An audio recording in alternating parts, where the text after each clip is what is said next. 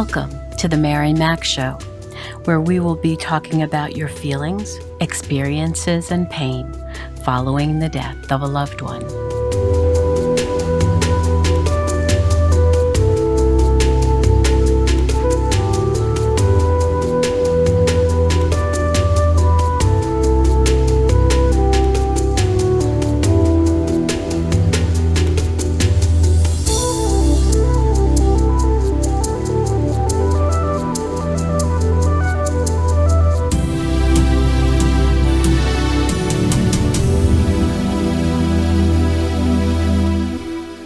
Good morning, good afternoon, good evening. Wherever you find yourself in this entire world, I welcome you. So how are you doing, my friend? My warrior. I certainly hope this week finds you well. Last week, we started to talk about grieving the world we once knew and all that it encompasses. And this week, I'd like to continue that. But first, I'd like to thank you for all your well wishes on our 100th episode last week. I really appreciate all the wonderful well wishes, the notes, and the expressions of congratulations that you sent me.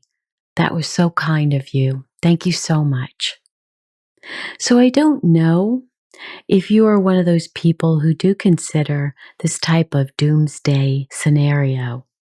It takes an awful lot of imagination to think that something like this could even happen to us in this day and age with all our technology, with all our intelligence, with so many different inventions that we've had over the years. But it is happening, and most of us are still wondering how this could have happened. But the sad part of all of this is that it is slowly moving into our consciousness and into our lives more and more. Politicians who are elected and government officials who weren't even elected but appointed have made these random decisions that will affect us for very many years to come. So many of us have considered this in the back of our minds, but when it really comes down to it, it's very frightening to think that the entire world as we've known it will no longer be. Now, for those of us who have experienced the death of a loved one, there is a compound effect here that is taking place. We not only need to learn how to grieve that death, but now we have to learn how to grieve for a life we once knew. And I'm sure you're thinking that this is really unfair because you've already lost so much. So how are you going to go on, maybe without your spouse or your child who took care of you, or another person who is very special in your life?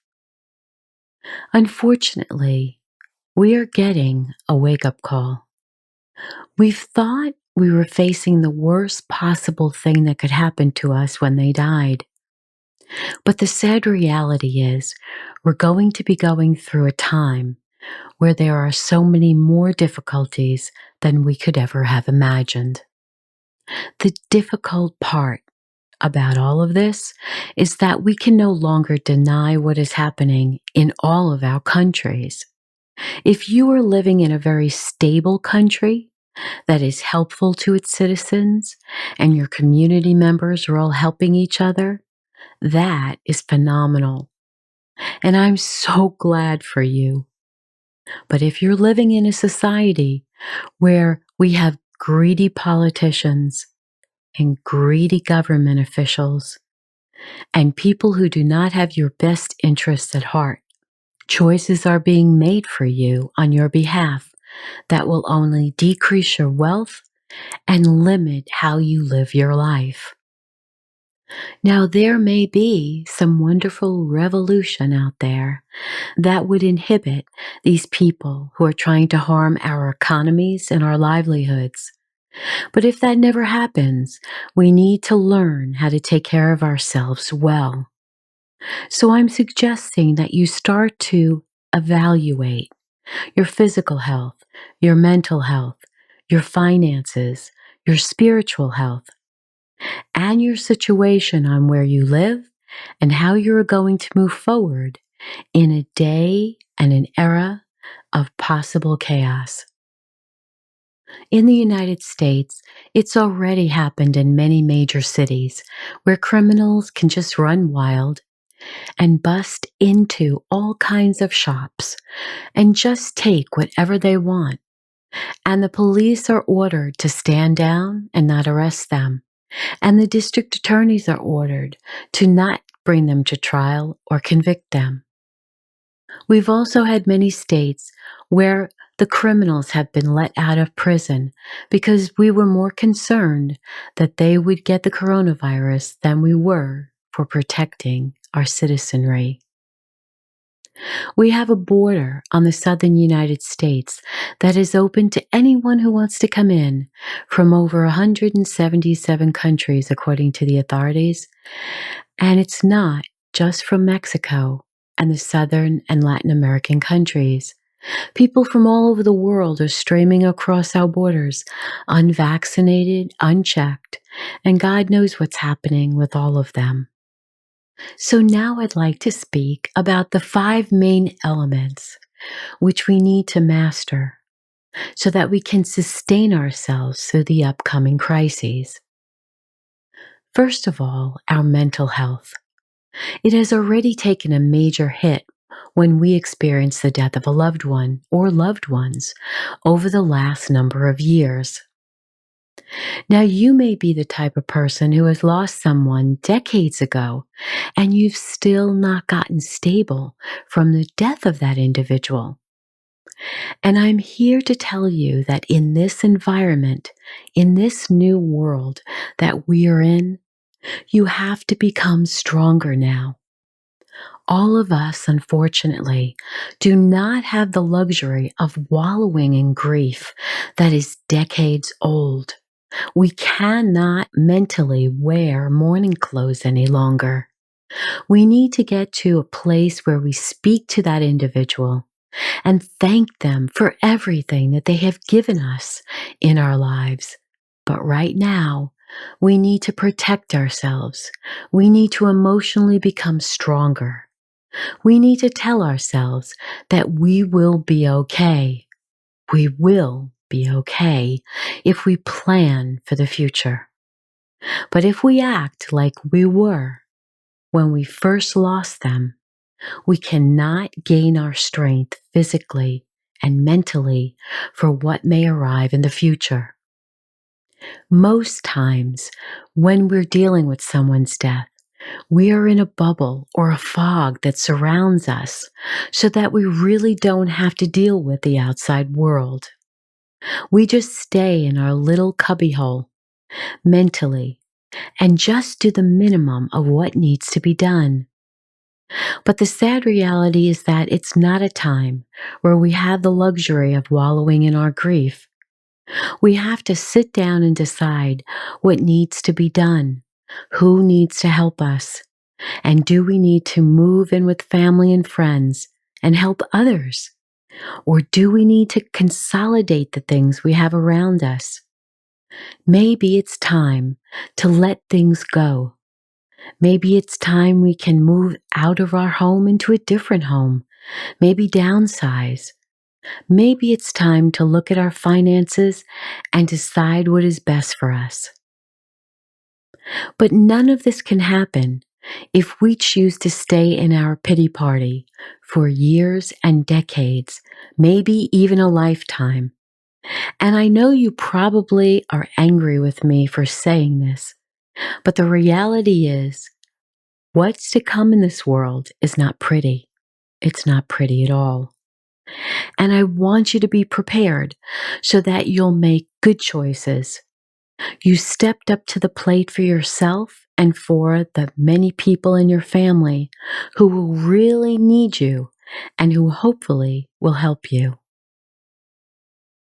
As many of you know, in almost every episode, in the show notes, I include the links to EFT videos, also known as the Emotional Freedom Technique. If you are having difficulty with any area of your life, please do a search online for EFT videos.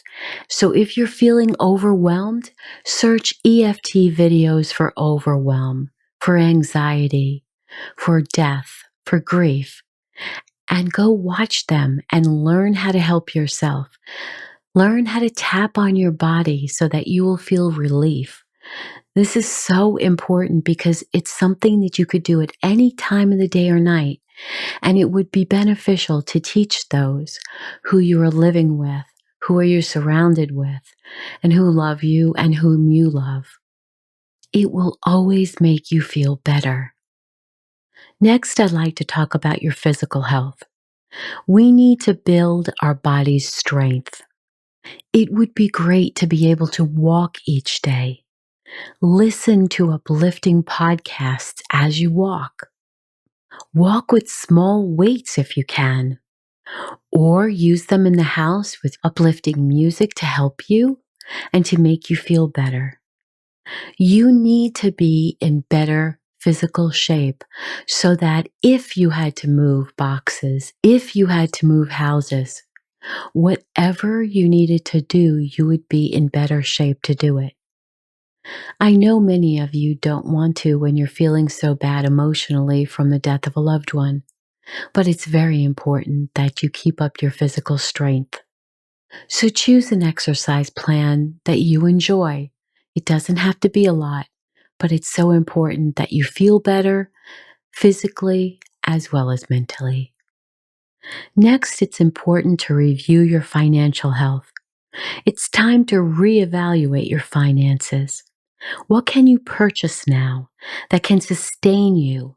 Food, water, and filters, shelter. There are so many products that are now seeing shortages and might not be available for a long time. So it's imperative that you buy extra food, that you prepare to have everything you need. That might be medicines, that might be diapers for your little ones, that might be products that you know are running short in the stores. Now is the time to go get them in bulk. Don't listen to people who think you are hoarding. You are simply adding to your supply because you are not sure whether you're going to be able to get those products in the future. I'd also like to speak about your spiritual health. It's very important you learn meditation to calm you as the world changes. We really do not know what's up ahead for us, but if we can learn how to stay in a peaceful place, as closely to that peaceful place as you possibly can, it will serve you well in the future.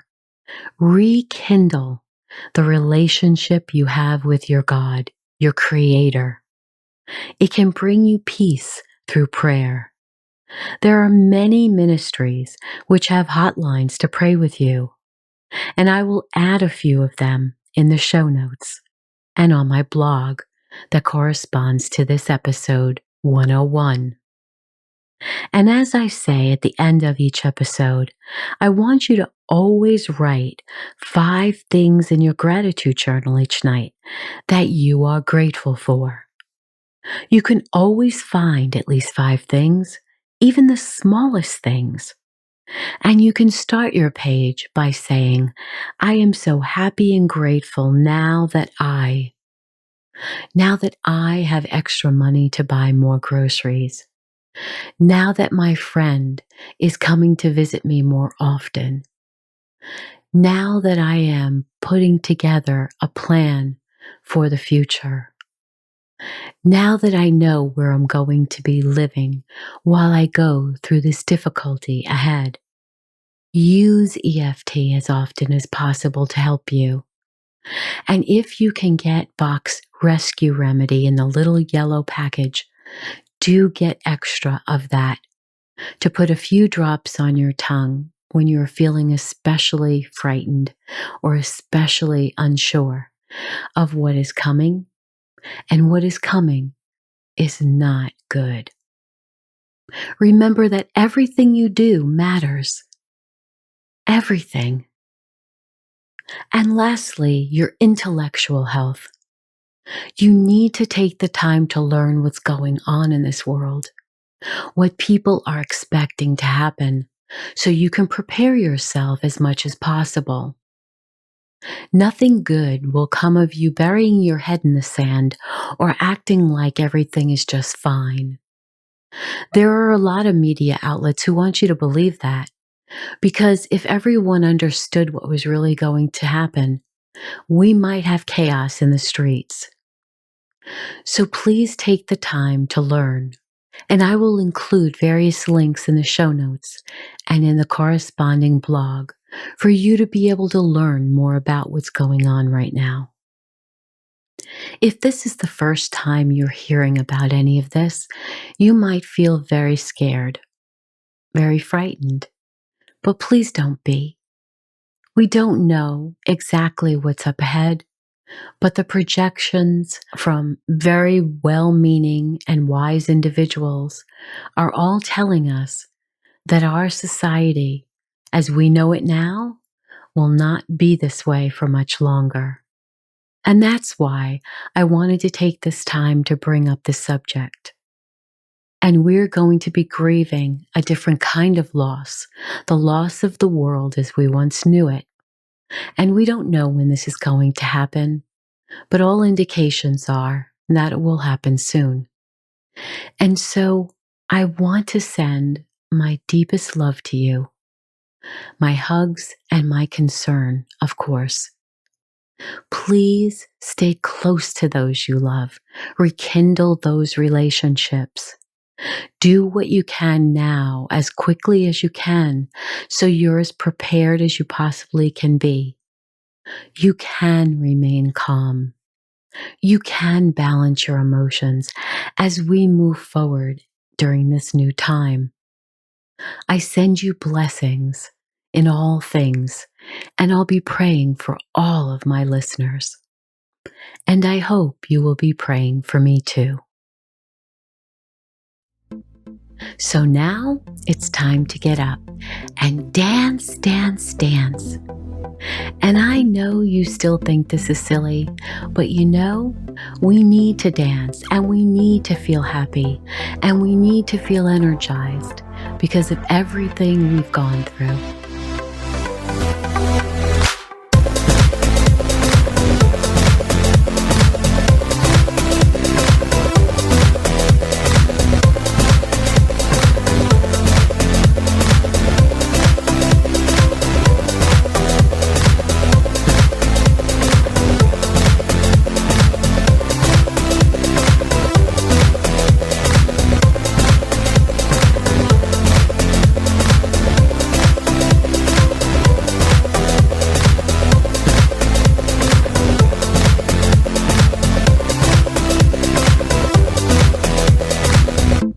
Thank you for joining me today.